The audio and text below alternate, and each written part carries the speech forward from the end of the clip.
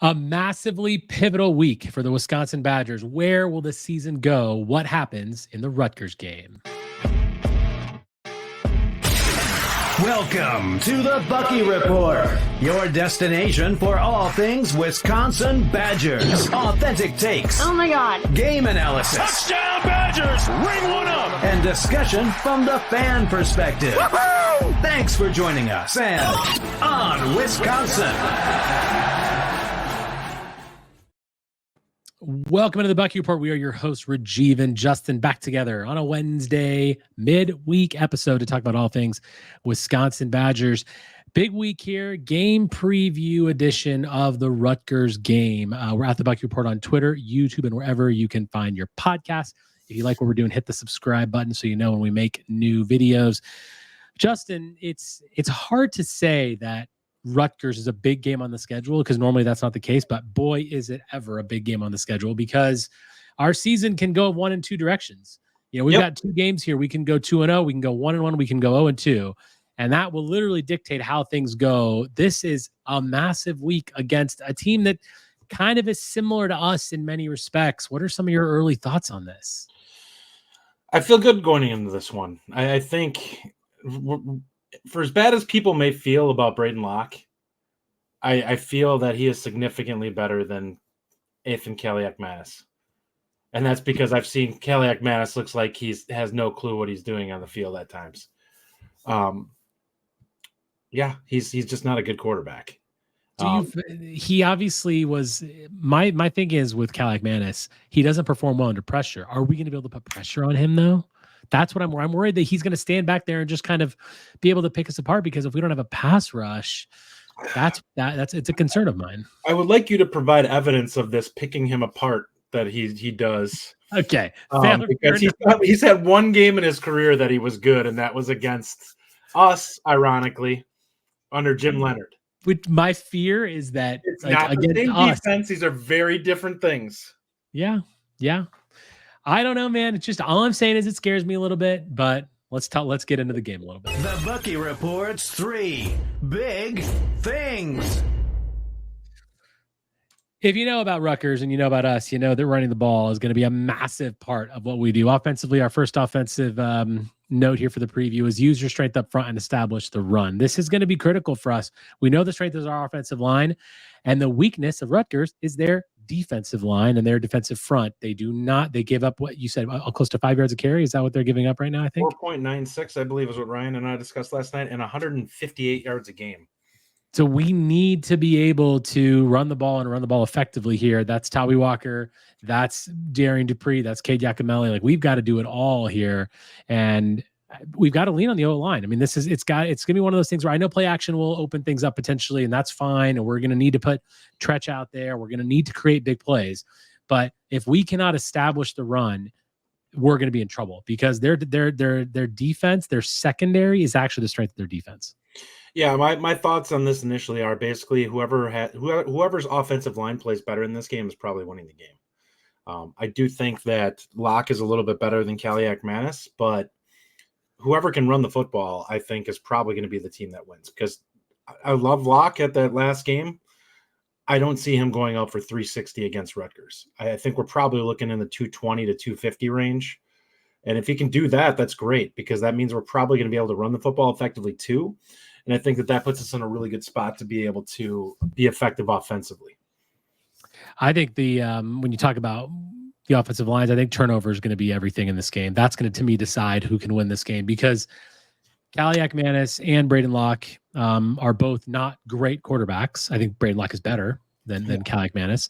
And if he can stay clean and not turn the ball over, that's going to be huge. If we can force a turnover, I mean, look, the turnover margin to me will absolutely dictate victory. In my opinion, that's clear as day in this game. We cannot give the other team a chance because both running games are lethal enough that give them a short field. I mean, look, it's happened to us a couple times with muffed punts. We get short fields, we score immediate touchdowns. I think we cannot allow that to happen. Turnovers will kill us in this game. Number 2, let's talk about defense. Monangai can be lethal. Dedicate bodies to the box. Before the season started, I said this. I think Kyle Monangai is the best running back in the Big Ten. He is incredible when he gets to the second level. His vision is there. His speed is there. He can run over people. It's hard to bring him down. Like, he is the kind of a guy that if he was anywhere he is one of those guys that when we lost Braylon Allen, we lost that sort of top bell cow guy. That's what he is. He's extremely good.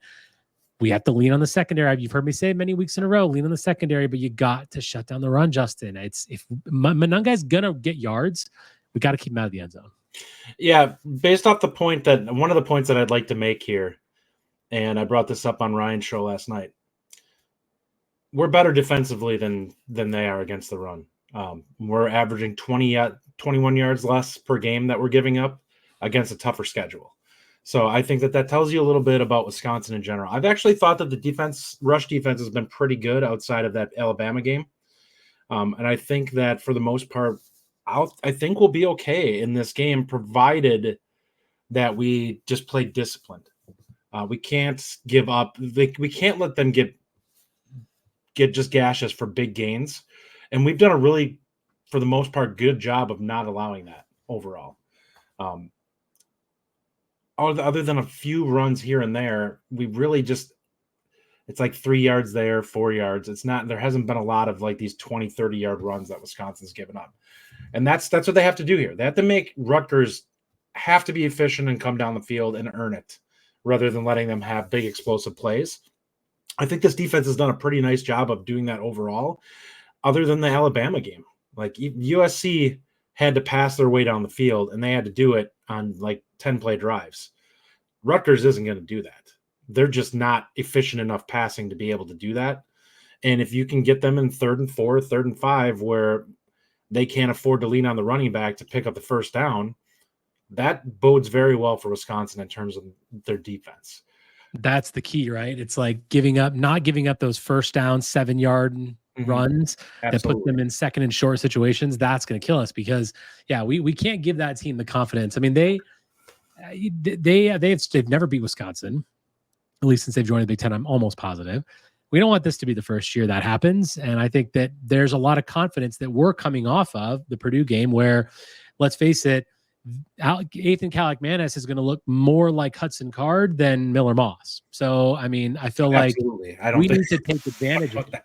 Exactly. Right? But that's the thing. Even though Rutgers is definitely a better team than Purdue, it's because they have a good offensive line who can run the ball. One guy is hurt. And their defense is more disciplined. And their defense is definitely more disciplined. I mean, 52 points we put up on Purdue. Like, we're good. We're decent offensively, but we're not that good offensively. That's going to be a struggle this game. But Monangai, man, like, this is the guy that can definitely get us. And hopefully, we can keep him in check. Number 3, keep momentum going. Justin, take this one. Yeah, I think it's really important. We had a great week last week. It looked like Braedyn Locke took a step as a starting quarterback. I think right now you really need him to go out there and be a guy who has showing some growth and is continuing to carry this offense and be a leader. I think he's capable of doing that. Obviously, we're not going to get what we saw last week from him, but if he can be 60% in this game, in that, like I said, 220 to 250 range, couple of touchdowns, maybe a pick, I think that's a good game from him. And I think that is enough to win against a team like Rutgers. What we can't have from him is we can't have him be 50% or less passing, and we can't afford to have him turning the ball over more than he's putting it in the end zone.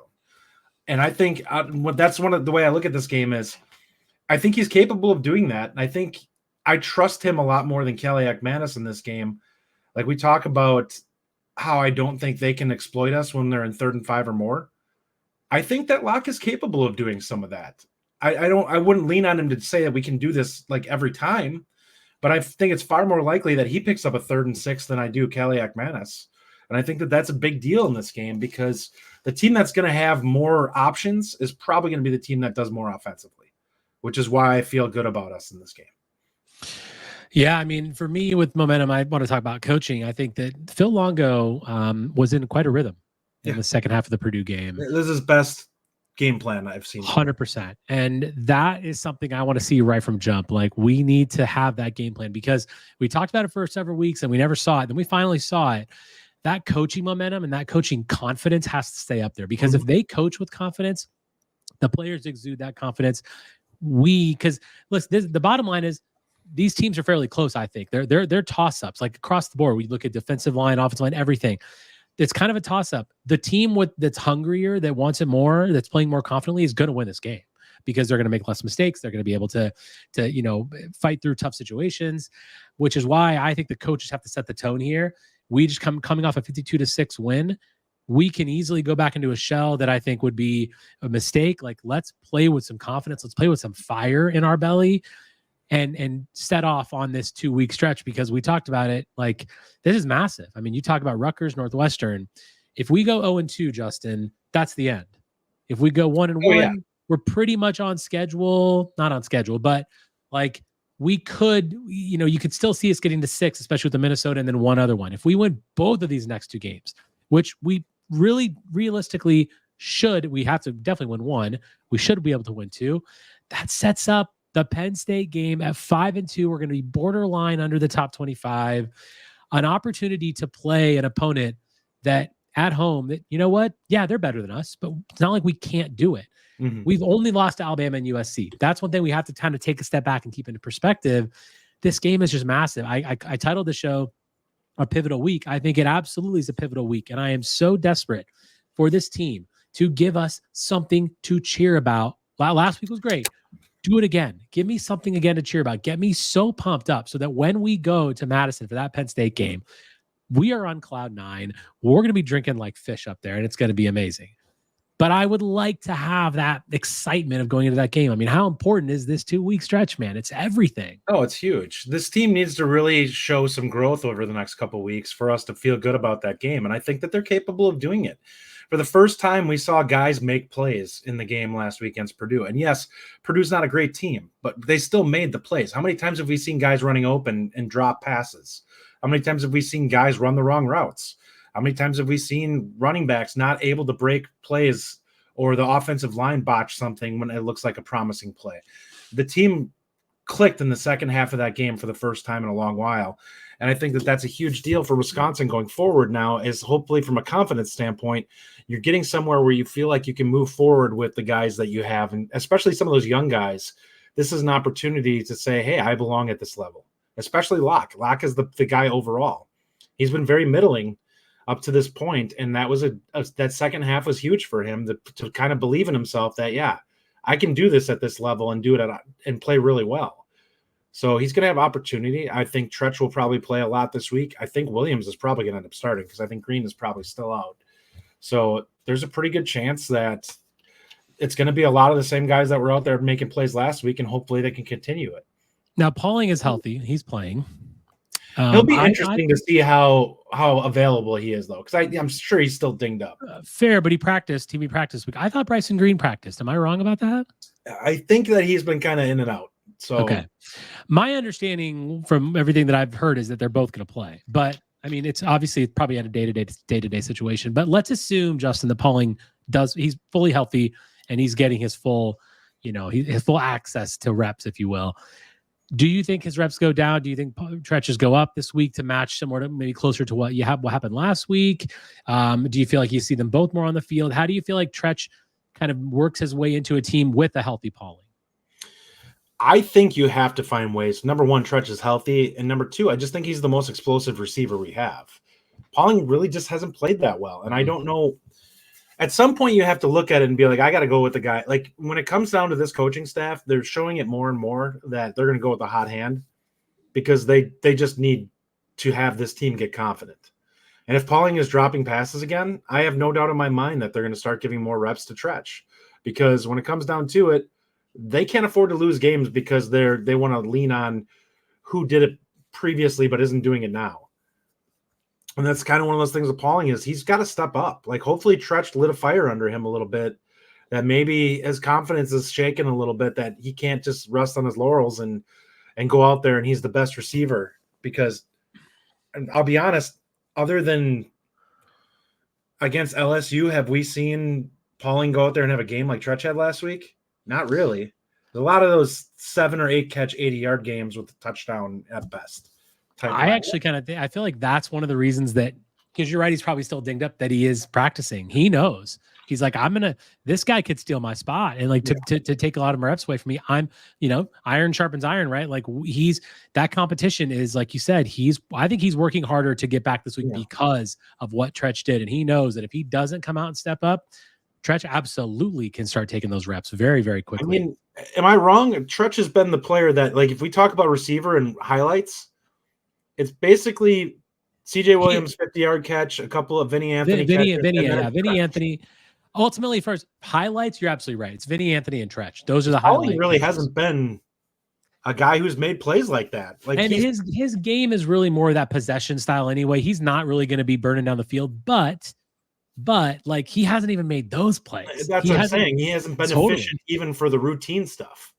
Yeah, I mean, listen, I think we all would agree that we want to see a lot of Trech this weekend, and hopefully that happens. But we talked about what we think needs to happen. Let's talk about what we think will happen. The Bucky Report predictions. 11 a.m. Central at Rutgers. Definitely a pivotal point in the season, Justin. What do you think happens here? You've said all the show that you like the guys. What's the final score? I have us at 24-10. Wow, 14-point victory. I don't believe in Kaliakmanis. I think Wisconsin is capable of, if we can at least hold their running game in check, I don't think that Rutgers is capable of working the ball down the field consistently enough to score much. They may get a little bit more than that, but I don't see them being able to score a lot of touchdowns because I just don't think they're much of a passing threat on the team. And I don't think there's any – it's not like last year where they had a couple of big guys that were a problem for us. They don't really have anybody at the receiver position that I look at and I'm like, this guy's going to be a problem. And our secondary is probably our strongest part of our defense. So I'm just not that threatened by them. Now, our linebackers have to play well in this game. We can't afford to get gashed for, 15, 20-yard runs. It's got to be, if he picks up 5, he's got to be put down. Yeah, I mean, I do think we win given what I saw from Kaliakmanis last week, and just from I think that hopefully he was terrific last week. Yeah, our newfound confidence. I have us at 20-14. The reason for that is I think that we're still getting, hopefully, we're going to have some field goals. And I think that, look, Rutgers kicker is not good. And they're going to probably miss some field goals, but I honestly don't see a situation how Monangai doesn't break a touchdown. I think it's going to happen. He's a really good running back. So I think they're going to score 2 touchdowns. And the reason I know you said 10 points for them. Ultimately, Kaliakmanis is not going to be under pressure, just given what our defense can produce. I'm not saying he's going to be great, but I think he's going to look better than he did against Nebraska. And that's because of because our pass rush. And Nebraska was getting home. And that's the thing. It's like, if he stands back there, can he do that? He has played well against us before. Let's see what happens this time. 20-14, though, is my prediction. I mean, I think it's going to be really close, man. A tight 4-quarter game. But if we win by 14, Justin, I will be giving you all the flowers because I would love to see a 14-point victory. Hey, I'll stay with that, and I'll eat crow if I'm wrong on it. But I feel good about our offense compared to theirs. They've had a really weak schedule for the most part this year so far. So they've kind of gone downhill as they've gotten further into the Power 4 teams that they're playing. So I feel pretty good about our chances to be able to hold them in check. I know that you don't have a super high opinion of Nebraska. I don't really remember where your opinion is, but they held Dylan Raiola to under 50% completion percentage, 134 yards. He was 13 of 27, and they got some pressure on him, and they allowed 14 points at Nebraska. Are you concerned that we are not going to be able to do what Nebraska did? And that's because I think Raiola kind of feasted on really bad teams to start the season. Like, we talked about how bad Nebraska's schedule is. So he had a lot of games where he got an opportunity to not feel a lot of pressure, to have guys running free because they were just the more talented team. And I think that we've seen that worst case scenario, you're looking at Locke be a 50% guy. Against a team like this out of the teams that Locke has started against, you'd say what? Their number 2 worst team that that he's faced? I don't think that I'd say Rutgers is better than USC. No. Athletically, they're definitely not. Because there's athletes on USC, they're just not necessarily the best coaches. I think they're better in the trenches. So I think but they're not like we had a decent more decent pass rush, if you will, against USC. I think our pass rush will be a little bit more difficult here. That line, I think it'll be okay. I think they're the run blocking line. I don't know how good they are at pass blocking, so we'll see how that plays. Yeah. Well, either way, we'll be back on Sunday to talk about this game and, of course, the whole week in general. And we'll be back tune into Locked On Badgers on Saturday after the game. I'm sure we'll both be on that one for hopefully a Badger victory, as always, on Wisconsin. On Wisconsin. Thank you for listening. If you enjoy the show, subscribe to our YouTube channel at The Bucky Report or The Bucky Report Podcast from wherever you get your content. Until next time, on Wisconsin.